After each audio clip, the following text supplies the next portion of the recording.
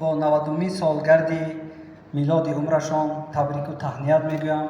از آفریدگار دراز عمری، سعادتمندی و سعادت دارین را خواهان هستم. من گزارش علمیم را اینجا ارائه نمی کنم چون در مجموعه دست جمعی انتشار خواهد یافت. فقط یک شعر را که به مناسبت 90 سالگی استاد روزهای نزدیک نوشته بودم با اجازه شما قرائت میکنم. با استاد صدر سعدیوف به استقبال جشن 90 سالگی.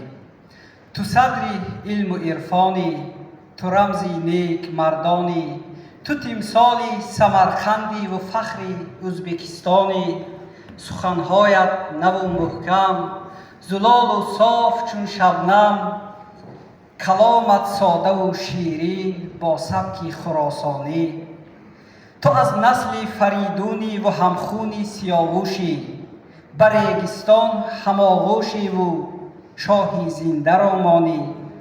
فتوت خاکساری در مزاج سخت پیوند است، به صورت هم مسلمانی به سیرت هم مسلمانی.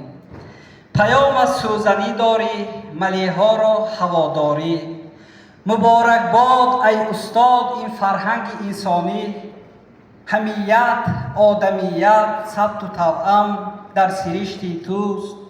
مبارک تو اهل دانش و فضلی، همین است لطف یزدانی. بود گنجینه آثارت، قلم شمشیر پیکارت. خدایارت تو حقا مرد میدانی. استاد را یک بار دیگر تبریک میگویم.